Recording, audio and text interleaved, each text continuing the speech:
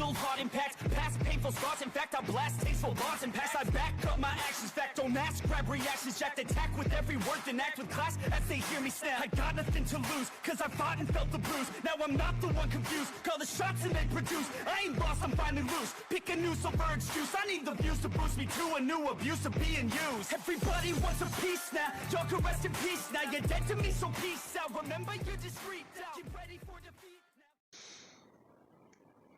now. Alrighty. Hello everybody. This is Kirusho here. And now, before we do continue, this is not the mystery special. Whenever I posted part 1 to What If Deku Had the Sky Flame or part 0, somebody thought that was the mystery what if. It is not. Neither is this one. I'm also going to be releasing part 1 to What If Deku was the first user of One For All's reincarnation. If you guys do want to know what the mystery series is, I just revealed what it was over on my community tab. So you guys can look over there for more info. Since there are 2 ideas going into one series, I believe that they do also fit very well together. Now, with that being said, we will begin.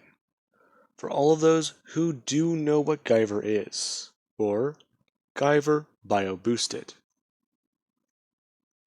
it is a series where a young boy does meet with and basically merge with a piece of alien technology. An organic set of armor from the creators. The creators being aliens who engineered humanity to be a weapon. Now, with that is how Zoonoids were invented.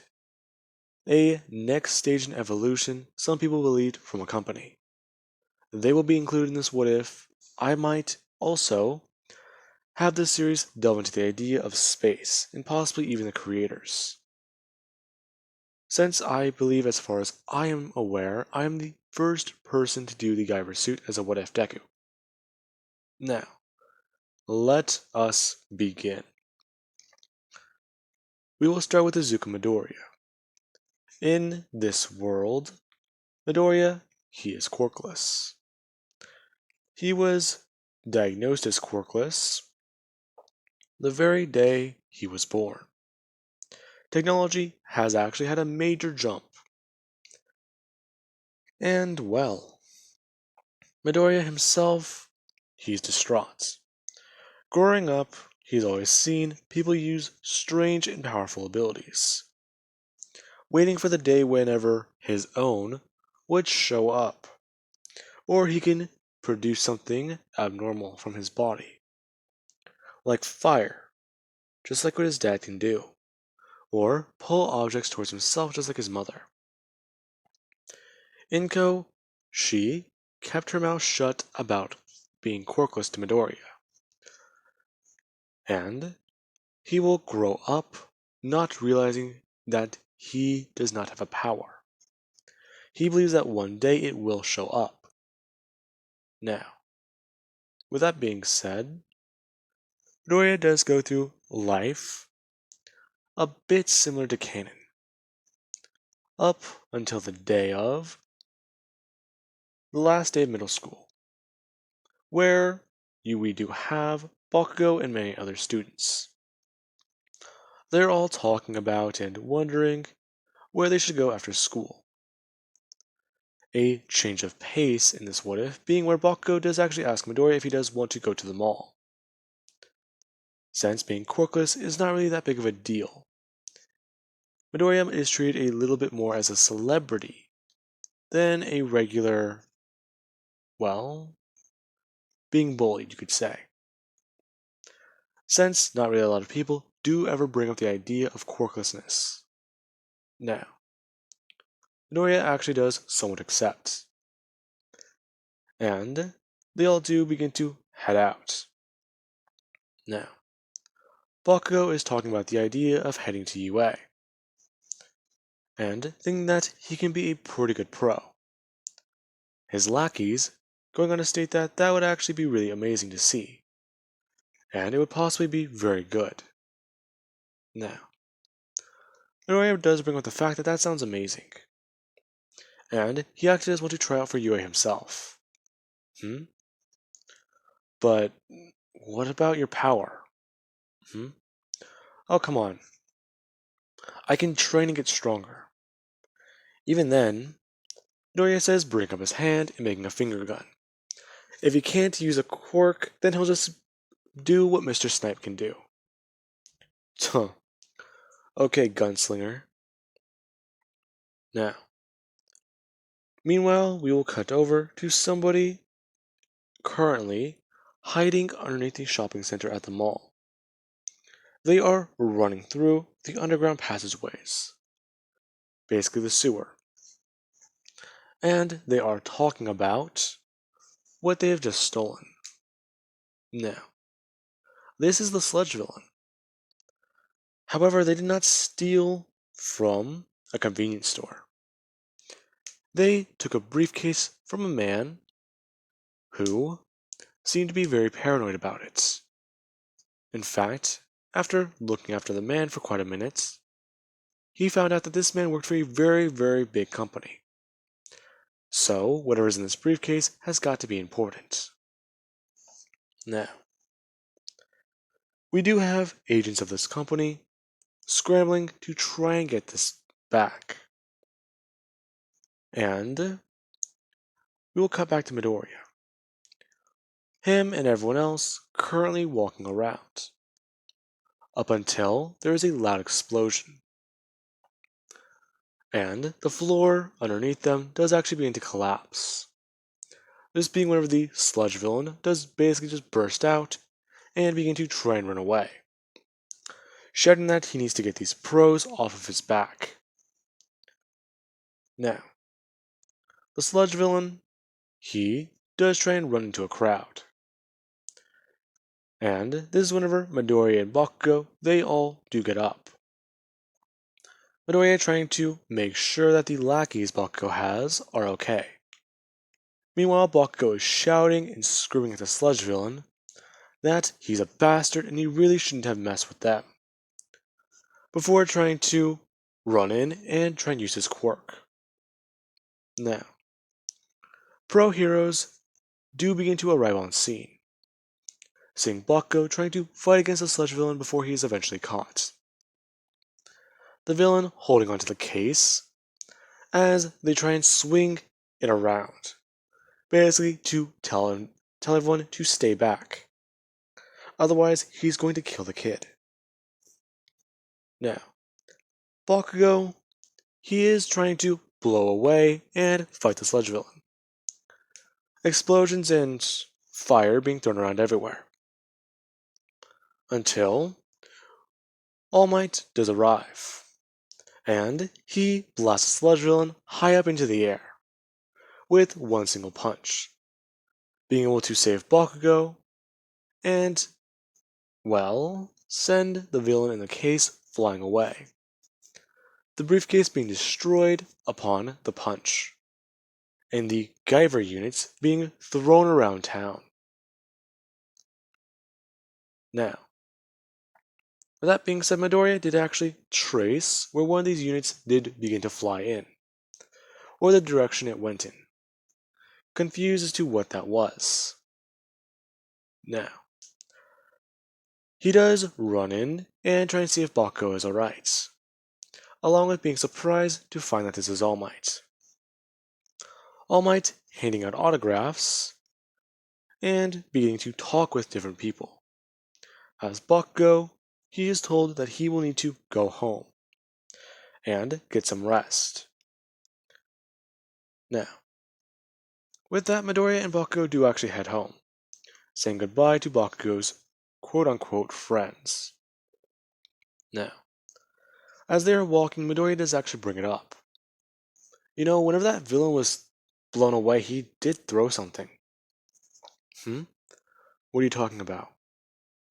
Well, I mean, that briefcase he was carrying. I saw something fly in this direction, Midoriya says, pointing down an alleyway. Besides, if we go this way, we can get home faster, right? You know what? Fine. I didn't feel like getting back immediately anyways. You know the old hag's place is gonna give me a lot of stuff for it, though. Well, that is your mom. She's always like that, man.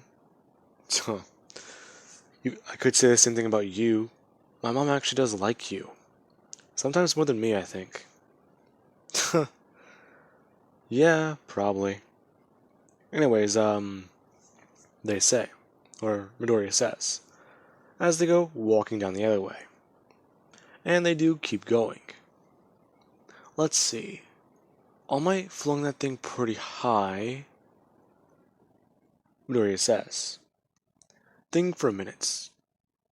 Let's see. If he remembers him pulling out his hero notebook and opening it up. He thinks he wrote something down about this. Here it is. All Might once threw a punch powerful enough to knock a villain out and send them flying along with change the air and wind pressure. All Might did that today. The villain had a device on him, or at least a piece of support gear, fly up to 7 to 15 blocks away. Okay, we're about 3 blocks away, so I think we should keep going this way. You think? Yeah. Now, Midoriya and Bakugo keep heading out. After they get to 12 blocks away, they're basically at the edge of the city. And Midoriya does have the idea to go into the forest and see if it's in there. Midoriya and Bakugo splitting up at this point, as Midoriya does actually head in. Now, we do have the Zoonoids, who at this point are aware that the device is in this area. As for exactly where it is, that is still the question. Now, Midoriya begins to walk up a hill and look around, before eventually getting to the top and finding this strange device. Midoriya basically at the edge of a cliff. It takes a sharp drop down before there at least is 100 feet below him, the ground solid again, and then there is a river nearby. What is this thing? A strange metal case, and are these wires?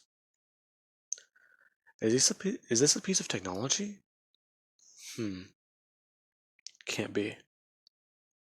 Now, as Midoriya does actually think about it, you do have the men behind him, who do go on asking the young boy if that is his own property. And where did he just find that? Oh, I just found it right here. Why, is this yours? Why, yes. We were tracking down a man who did steal our property. And we actually want that back. Okay, sorry, but I'm glad you're here then. I was gonna go turn this thing into the police. You're a good kid.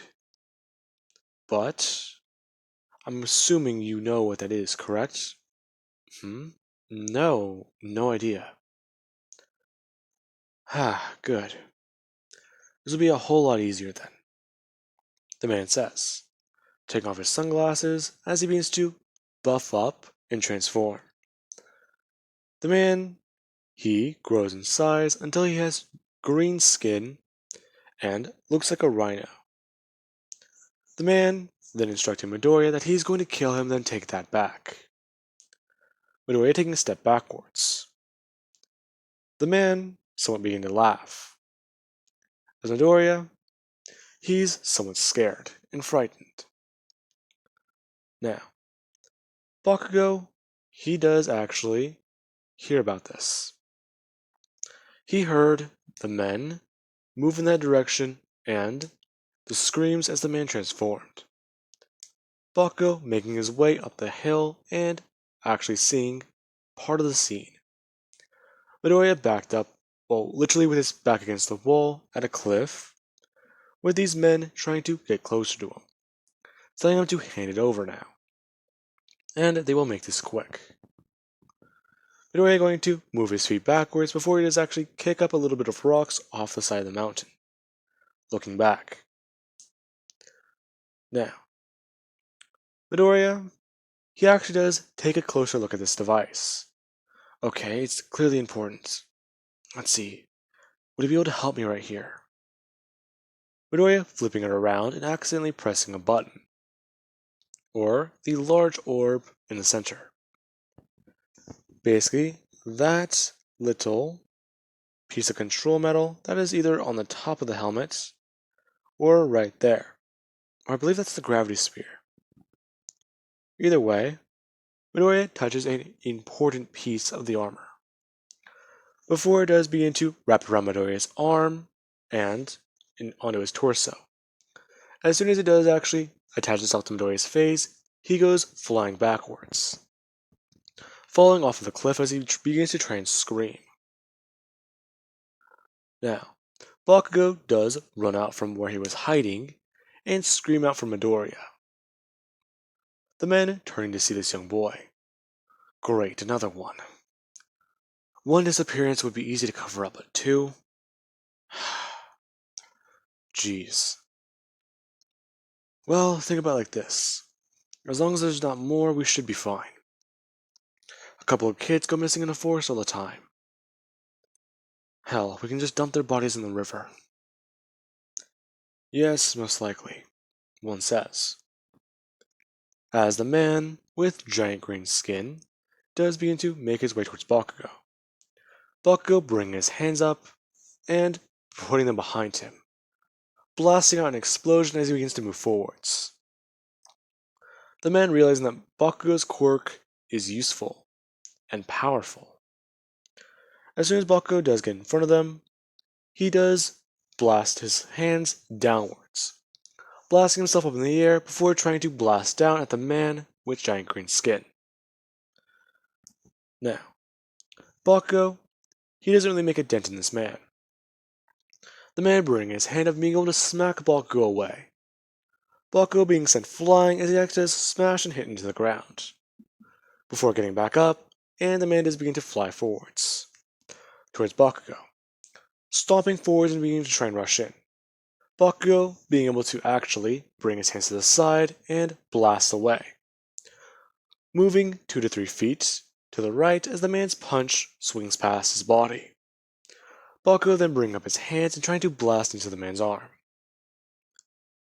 Now, the man swings at Bakugo, knocking him clear, roughly about 15 to 20 feet. Bakugo feeling like he probably broke something in his arm, along with possibly one of his ribs, as he gets sent flying off the cliff. Now, with that being said, we'll cut back to Midoriya.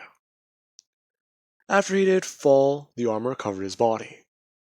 Before, he smashed into the ground before getting back up. Still confused as to what is going on. Before, his mind was cleared, and the armor began to take over. Now, as soon as that did happen, the armor was just waiting for a directive. A certain action to happen. As soon as Midoriya saw Bakugo, he immediately lunged up into the air, guiding Bakugo up as he flies over the cliff. Now, as soon as that does happen, Midoriya sets Bakugo down, before turning around. Bakugo confused as to who this pro hero is. Now, the men are stunned. What is that? Wait a minute, look at that thing on his forehead. That's the control medal. Now, Midoriya does not say much. In fact, he does not say anything at all. Simply just bringing his hands up and rushing forwards. The man trying to counter Midoriya with his own punch. As soon as their fists do collide, Midoriya breaks through the man's knuckles and pushes his arm back, completely dislocating it from the man's shoulder as Midoriya then comes in with another punch, uppercutting the man and clearly breaking his jaw. The 2 other men in suits, surprised, that this young boy, or whatever this is overpowering a zoonoid. Now, with that being said, Midoriya, he then does one thing. As he sets himself back down, he brings his hands up and opens the two plates on his chest, pulling them outwards to reveal a cannon on both sides. It charging up and firing, before blasting the man to oblivion. Now, with that being said, after that does happen, the two other men do try and get away. Midoriya swiftly turning and seeing both of them, before he rushes forwards, giving chase, eventually finding the two men in the forest before being able to take them down. Now, Midoriya takes them down with the blade on his forearm, him cutting through them as their bodies would begin to disintegrate, leaving nothing but their clothing. As soon as that does happen, Bakugo, he actually does get up. He saw the two men retreat as the hero rushed over. Now, Bakugo, he does try and walk back and follow the hero, until he does just see the hero standing there without moving. As soon as Bakugo asks a question, "Who are you?" it immediately turns its head. Now, Bakugo asks if that's Midoriya. "Izuku, is that you?" "Please tell me that's you. Where'd those guys go?" Bakugo looking around before looking back at the ground, and seeing puddles of bubbles, or foam. The hell? Izuku. Deku. Midoriya. Him bringing his hand up and waving it in front, before Midoriya finally says a word. "Huh? What is it, Bakugo?" "So that is you in there." "In there? What are you talking about?" Um, are you not sure what's going on?" "No, Midoriya, having a look of confusion and surprise come on his face. The last thing he remembers was that thing attaching to his head before falling. Midoriya looking down to see if he's okay, seeing the suit and the blades on his forearms. "What the hell? What is this?" Uh, I don't know. But, how do you feel?" "Huh? Uh, good? Why?" "Well, I think I need to go to a hospital." "Okay, I'll get you there." Now, Midoriya, he grabs Bakugo and picks him up, before beginning to run to a hospital. Bakugo surprised, as Midoriya, he's running at high speeds, and jumping across buildings to try and get there faster. Now, as Midoriya does get Bakugo to a hospital, Bakugo is admitted and Mitsuki is called. As Midoriya, he is told to wait outside. Pro heroes are not allowed to visit with people they save. They will make sure that the young boy, he is alright, and they will notify him afterwards. Midoriya trying to explain that he's not a pro hero. The doctor not believing him, as Midoriya is outside waiting in the courtyard, before looking at a reflection and seeing what he's wearing. "So, is this my quirk? No, it can't be. But the power I feel. Stronger, faster." Midoriya says, knocking on his chest. "And he has armor. This is awesome." But, Midoriya says, trying to bring the helmet up to take it off. It won't come off. Midoriya freaking out and trying to struggle and force the helmet off, before the armor does eventually just disappear, flying off of Midoriya's body, and Midoriya watching as he turns around and it dissipates, confused. Huh. Wait, where did that go? What was that? It's cool. But still.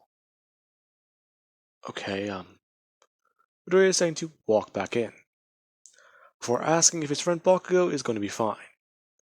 Mitsuki arriving along with Inko, asking the young boys if they're okay. We're fine, but, geez, I knew Katsuki hurt something whenever that villain attacked him. Wait, that's right. She doesn't know that we. Yeah, he felt sort of weird, so we came here. Ah, that idiot. Jeez. Now, she goes on a little rant about getting that kid chipped and making sure that she can follow every move he makes. While Inko, she just asks Midori if he's doing alright, too. To which he does explain he's okay. Now, with that being said, I do hope you guys enjoyed. And have an amazing night. I'll catch you guys in the next part.